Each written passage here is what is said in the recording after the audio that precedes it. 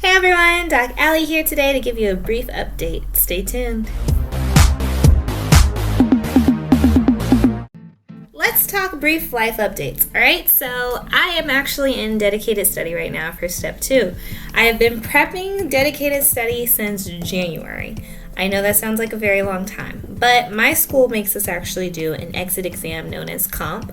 And actually, rather than the usual comp pass grade, our school kind of ups the notch a little bit, and they make it like a more of a, I don't even want to say competitive, but a more of a decent score than just passing like step 2. So it's like a similar exam, but it's shorter. So instead of the 9 hours, it's like 5 hours. And same content, same format and everything, just not as long. But it's supposed to be pretty predictive of how well you're going to do on the actual exam. And so I've been studying for that, and that has been a journey within itself, not gonna lie. Lots of tears. I say that with a smile now because I am less than 1 week away from taking my actual step 2 exam, and I am so ready for this to be over with. So ready. I'm like, I know at this point I should be like freaking out and scared and nervous and everything. In part, like part of me is, I try to lay down for a nap. My brain's like, we don't have time for a nap. Well, what are you doing? There's no time to be sleeping. You need to be studying or doing something productive. So I guess it's like a subconscious stress level. But as long as I'm not like consciously freaking out, I'm good. Like, I'm happy at this place in my life. See that? Not saying that this has not been a very stressful time in medical school. Like, all of medical school is stressful, but I never imagined my 4th year would be this level of stressful. I thought that once I made it to clinicals, I was going to be lit and I was going to enjoy it. I was going to be good. Nothing's as horrible as basic sciences is what I said to myself. But I was very mistaken. And so it has just been medical school to me. I don't know if you've heard me say this phrase 1,000 times yet or not, but like med school is literally like a game of Jumanji. Every next step is a new level that becomes more and more challenging. And it's not the same challenge. Every challenge is different. So sometimes the challenge is basic sciences. I've got to learn how to study for this class. I've got to learn how to adjust this.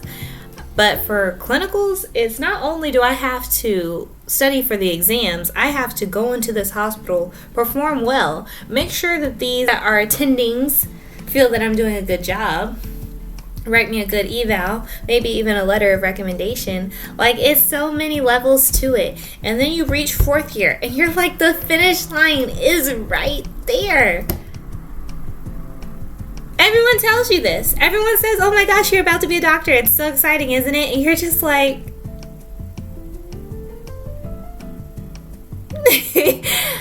what I will say is it is nice that I'm almost done with step 2. That will be a problem of the past. I am almost done being a medical student. That will be a problem of the past. But in this current moment, it isn't an easy moment. So when you guys are like looking forward to 4th year and looking forward to clinicals, I want you to just appreciate every single current moment you're in. I know, like, that sounds so cliche. Enjoy the moment, enjoy the journey. You know, what is it? Enjoy the climb. So don't be trying to make it to the mountaintop, but like while you're getting to the mountaintop, enjoy the moment. Because I did like a speech about this in my final semester of basic sciences. I was SGA president, and so I was offered to speak on the occasion of our like graduation or whatever. And so I got up there and I basically told people to appreciate the now. And I said that with so much like, I honestly felt that, but sometimes I'm so good at giving advice that I don't take it for myself. Like not to get started on my step 2/comp journey, because I was huge in step 1 telling y'all you need to take your breaks after your practice exam days. This is how you need to do this. Break it up. Don't get burnt out. And here I was burnt out like the last week and a half, crying because I'm like, my test is too soon for my brain to not want to work anymore. It has been a journey, and that journey will be further discussed in a separate video. But one thing that I am definitely, like, especially after listening to church today, shout out Elevation Church, is that, I need to just appreciate the now, appreciate the current moment that I'm in. No, it's not easy. Yes, I've cried a lot. Yes, there has been Jumanji, curveball after curveball. I mean, guys, I actually, so to be very honest and open with you guys, I had a car accident about 2 weeks ago, in around that time frame. My car was destroyed. People said it's not that serious, it's not that bad, and I'm like, that is my baby, and he is in the repair shop, and he's been in the repair shop since the accident. So if that doesn't give you a good idea of how bad it is, it's relatively bad. I walked away unharmed, thank God, but it hurt my heart to have to see my car in that condition. After the car accident was when the burnout happened, because that was actually my day I dedicated to self-care. So I did actually try to take a day to take care of myself and relax and be cool and, give myself some time off from studying and stressing all the time and holding all this stress on me. And that was the day that I couldn't relax because someone destroyed my car and I didn't get to go, so I went and got my hair redone, and then I didn't get to go get my nails done or take myself out to dinner like I had planned to. It was about to be the best self-care day, but it didn't end up happening like that. But anyways, yeah. So I've fallen off, I've gotten back up, I've been shaky in my self-care, and that obviously has fallen over into my mental health and my emotional wellness. There we go. And so it's been difficult. It has not been easy. I've been very overwhelmed at points, but I think there is beauty even in the struggle. And it's so cliche to say, but like I said, church has brought me to the realization that I need to stop looking for the next best thing. I need to stop waiting.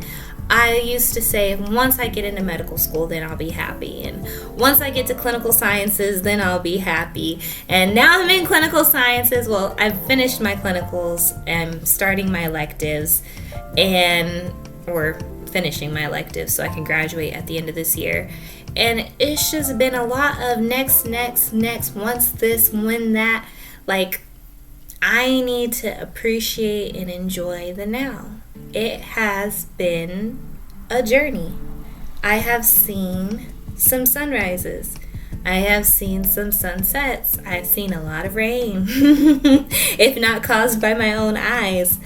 But, if this is really your passion and med school is really what you wanted to do since you were a little kid, if you have that good support system behind you, people who are praying for you, people who are supporting you, people who send you encouragement daily. My spin instructor from Chicago literally texts me every day a whole bunch of inspirational quotes and everything. And it's you never know who's gonna really be that person in your life that just helps keep you on track. But with the good support system, with taking care of yourself, your mental health is so important. I can't emphasize that enough. If you do these things, if you have good people around you, the journey might be very hard. And I'm literally I don't want to say that I'm underestimating what med school is for you guys, but it might be really hard. But through it, you can always have your good days, and you can always have your reason to smile, and you can always find your joy. You just have to lean back into, why am I doing this? What is the outcome going to be? Don't be chasing dollar signs. Don't be chasing titles. Just go for what is really in your heart. And, apparently when you're done, I'll let you know once I'm officially Doc Allie. But apparently when you're actually done, it'll all be worth it. And you'll look back and you'll say, yeah, it was hard, but it wasn't horrible. And hopefully at the end of this, I want to be able to say that I would do it all over again. I heard a doctor say that one time. He was a vascular surgeon. He was about late 70s, early 80s. He said he was brutalized in his residency, called every other name, worked like a slave, basically. And at the end of it all, he in his 70s/80s, still very sharp. He will definitely tell you that he would redo it all over again. So I hope and I pray that at the end of this, when I make it, when I'm Doc Alice Lam, that I can really say that this was all very much worth it. So aside from that sentimental aspect, what do we have on the agenda? Step 2 coming up. Move coming up. Moving again. This is the